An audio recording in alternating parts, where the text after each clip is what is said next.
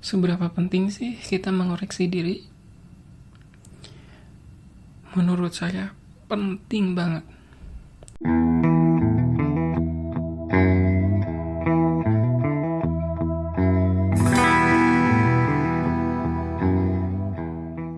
Karena kalau kita menunggu dikoreksi orang lain, biasanya kita nggak menerima hal itu. Mungkin kita akan tersinggung, marah, dan sebagainya. Kenapa itu semua terjadi? Karena terhalang ego. Kita itu merasa benar, kita itu merasa sudah benar. Atau kita mungkin dalam hidup ini justru gak merasa bersalah. Dan kita merasa dalam hidup ini apa yang sudah dilakukan ini sudah benar semua. Sehingga gak ada yang perlu dikoreksi lagi.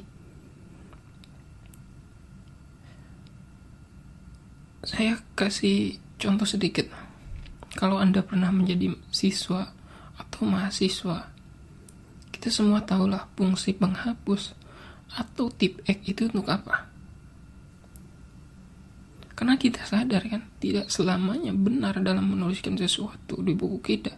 Kadang ada yang salah nulis, baik disengaja ataupun tidak disengaja, baik secara sadar ataupun secara tidak sadar. Itulah fungsi penghapus atau tip X.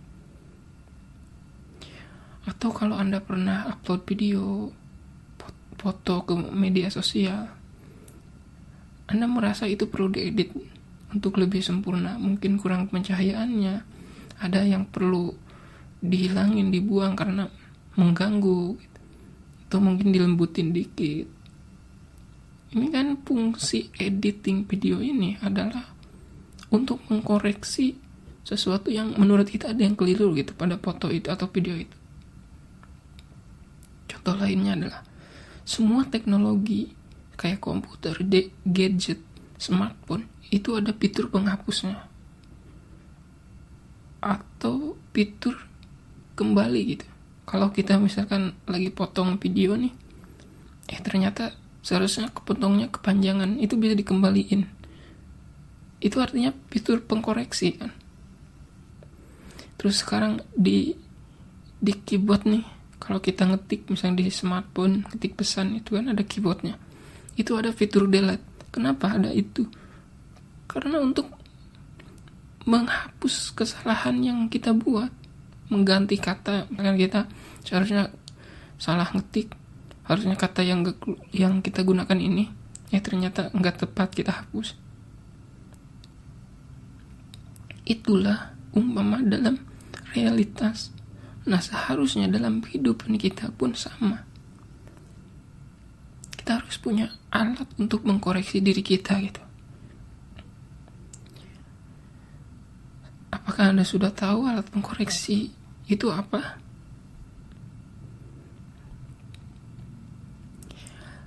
Alat pengkoreksi dalam hidup ini itu sangat penting sekali. Saya punya karena di agama saya itu ada yang namanya tobat. Tobat adalah mengakui seseorang atas dosa kesalahannya di masa lalu. Bahkan keutamaan tobat itu pahala, manfaat dan sebagainya itu banyak sekali.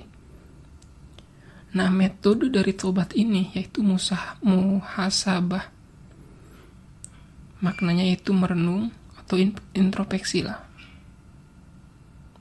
Kenapa agama membuat metode ini? Yaitu untuk mengoreksi segala kesalahan kita. Apakah kita sudah keluar dari jalur yang benar atau tidak?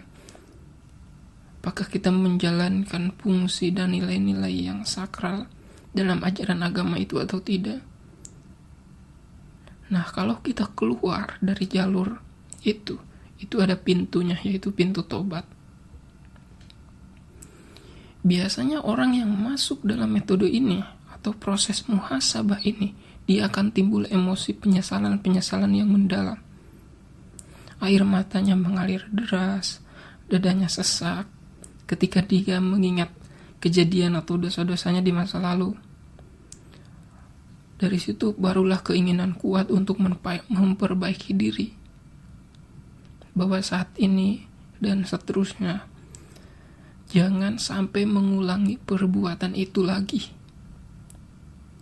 Artinya metode tobat ini model untuk mengoreksi diri. Sejauh mana diri seseorang atau sesuai ajaran agama itu, atau mengakui beragama tapi perbuatan itu keluar dari jalur agama. Ini alatnya adalah tobat.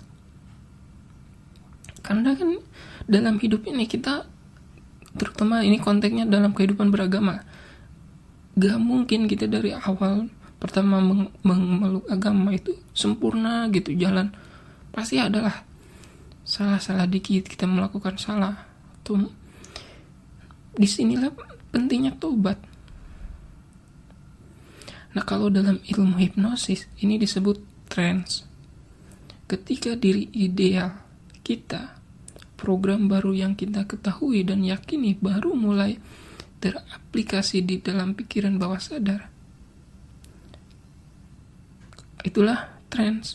Karena selama ini mungkin kita tahu nih, nilai-nilai ini benar. Tapi program pikiran bawah sadarnya itu belum ada. Gak ada sama sekali. Akhirnya yang ia lakukan atau perbuat hanya apa-apa yang sudah ada sebelumnya. Contoh, misalkan agama itu mengajarkan nilai kejujuran. Berbohong adalah perbuatan dosa. Walaupun dia sudah tahu hal ini dan yakini kebenaran soal ini, tapi di pikiran bawah sadar ada program kebohongan adalah kebenaran. Karena bisa menyelamatkan dan sebagainya. Hal itu langsung ia rasakan dari pengalaman perjalanan hidupnya. Mungkin di masa lalunya dia setiap kali berbohong, dia merasa aman, merasa kesalahannya tertutupi. Jadi program di pikiran bawah sadarnya ini sudah terinstra kuat. Ada nilai di luar diri idealnya, misalkan berbohong itu adalah dosa besar. Nah, ini kan program baru yang belum terinstal di pikiran bawah sadar. Sedangkan program lama yang sudah terinstal di pikiran bawah sadar adalah kebohongan adalah kebenaran, kenikmatan misalkan. Nah, ketika seseorang masuk metode muhasabah ini, lalu mengambil satu nilai, yaitu misalkan tentang kebohongan ini adalah dosa, maka ketika dia masuk fase relaksasi pikiran, bawah sadarnya terbuka, langsung semua ingatan di masa lalunya soal kebohongan kembali muncul ke permukaan. Disitulah proses kesadaran terbentuk.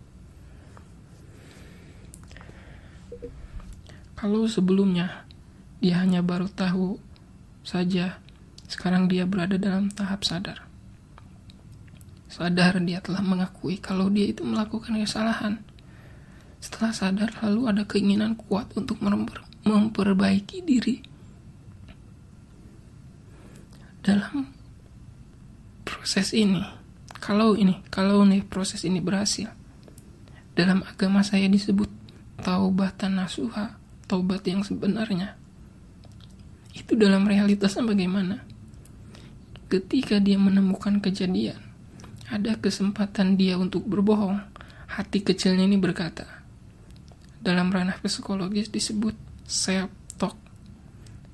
Arti luasnya adalah bisikan hati lah. Jadi, bisikan untuk tidak berbohong. Mungkin bentuk bisikan itu seperti ini. Ingat, kamu ini sudah berjanji untuk tidak mengulangi perbuatan ini lagi loh. Jangan lakukan lagi loh. Kamu ini sekarang menjadi orang yang jujur. Nah, si self-talk ini akan langsung mengarahkan kepada tindakan dia menjadi orang yang jujur gitu. Ini artinya ketika nilai program baru sudah sepenuhnya terinstal di dalam diri. Kalau program ini terus terpelihara dan terus terlatih dan menjadi kebiasaan, tindakan ini terus dia lakukan selama berhari-hari, berminggu-minggu, berbulan-bulan, dia terus menjadi orang jujur. Setiap ada kesempatan untuk berbohong, dia berkata jujur. Ada kesempatan momentum untuk membela diri dengan berbohong. Dia terus berkata jujur. Akhirnya lama-lama program ini jadi identitas dia. Inilah yang disebut karakter, sifat, sikap, kepribadian. Dan ini menjadi identitas orang ini loh. Program yang sudah kuat mengakar di pikiran bawah sadar dalam bentuk karakter itu akan sulit dirubahnya. Bahkan ada pepatah yang mengatakan memindahkan bukit besar itu bukan pekerjaan yang sulit, tapi mengubah karakter seseorang itu adalah kemustahilan. Apa artinya dalam pepatah ini? Sekarang kan kita sudah bisa menyaksikan dengan adanya teknologi dan alat berat, manusia itu bisa meratakan bukit. Bahkan bukit itu bisa dibolongin gitu untuk terowongan dan sebagainya. Tapi mengubah karakter itu nggak mudah. Bahkan karakter seorang terorisme itu sulit sekali diubahnya. Kecuali ada kesadaran diri. Yaitu kesadarannya itu harus prosesnya dari dalam diri, bukan dari luar diri. Nah, inti dari pelajarannya ini adalah saya bukan untuk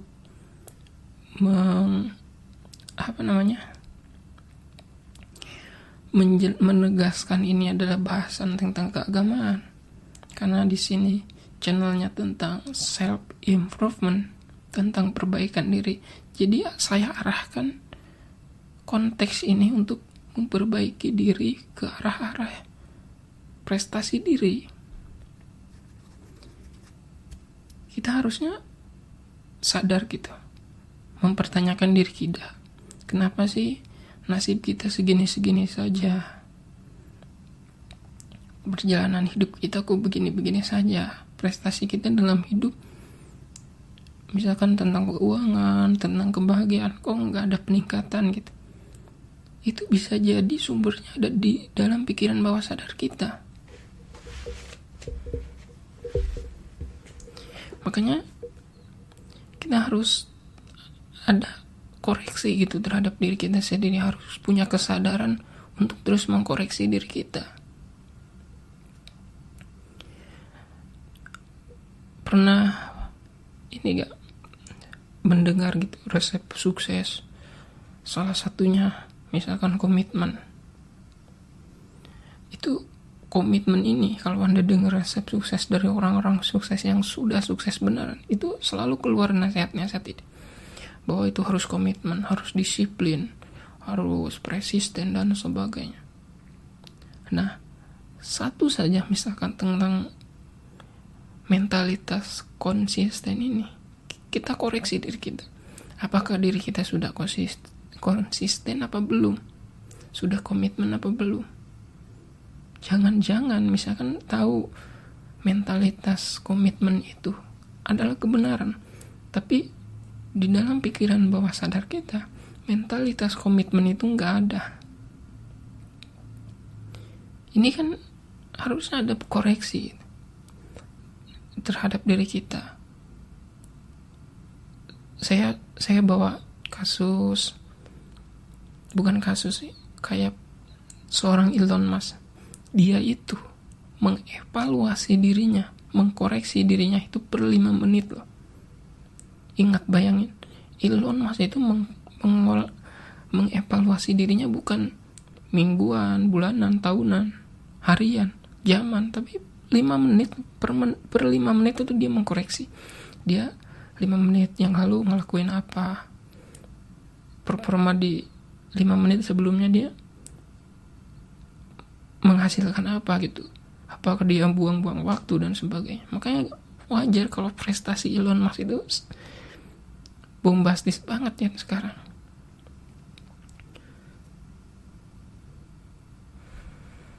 Oke, kita harus sadar akan hal ini, karena kalau kita nggak ada kesadaran untuk terus mengoreksi diri, kita akan terus tertinggal. Kita nggak sadar diri kita itu bermasalah, masalah yang sebenarnya ada di dalam diri, tapi kita karena nggak pernah mengoreksi diri, akhirnya kita sering kesibukan kita malah mengoreksi sesuatu di luar diri. Kita ngomentari ini itu, ngomentari politik, ngomentari pemerintah, mengkritik pejabat, mengkritik teman kita. Sementara kita kepada diri kita nggak tahu kesalahannya apa gitu. Ini yang paling bahaya. Padahal ada banyak pepatah yang mengatakan kalau kita keras kepada diri kita, maka kehidupan itu akan lembek, akan lunak, tunduk kepada diri kita.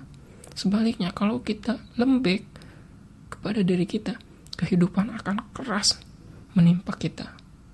Jadi ini harus menjadi perhatian kita. Perlu ada self-correct.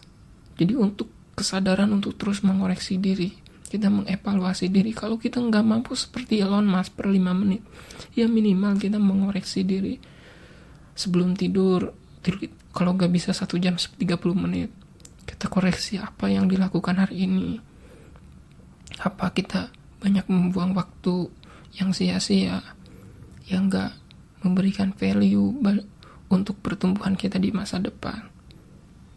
Kita mungkin secara tidak sadar membuang-buang waktu yang gak penting dengan alasan istirahat, padahal untuk senang-senang. Akhirnya kita akan terus tertinggal diri kita dengan orang-orang yang memiliki kesadaran untuk terus mengkoreksi. Akhirnya perbaikannya dari waktu ke waktu, orang yang memiliki kesadaran koreksi ini dia lebih tinggi, karena kan fungsi dari koreksi ini untuk terus mengkoreksi kesalahan-kesalahan yang dibuatnya. Akhirnya lebih sempurna lagi. Maka kita jangan seperti orang kebanyakan. Kita hari ini dan tahun dan yang akan datang, dan mungkin 10 tahun yang akan datang, dan mungkin sampai mati, kondisi kita begini-begini saja. Karena kita nggak punya kesadaran untuk terus mengkoreksi. Kita merasa nggak ada yang salah dalam kehidupan ini, padahal kesalahan terbesarnya ada dalam diri kita. Jadi ini perlu kesadaran ini. Saya juga sama ketika mengkoreksi diri saya. Saya terlalu nyaman dalam menjalani hidup. Akhirnya saya banyak senang-senang dalam hidup. Hanya impian saya enggak tereksekusi dengan baik. Karena saya merasa gak ada yang salah. Ketika saya kembali koreksi lagi, ternyata saya ini goblok banget gitu. Seharusnya saya nggak melakukan ini, malah ngelakuin ini. Akhirnya esok harinya saya lebih baik lagi. Ya walaupun nggak sempurna, mungkin besoknya lagi, lusanya lagi itu saya ngelakuin kesalahan lagi, koreksi lagi. Ya begitulah tugas kita untuk terus memperbaiki.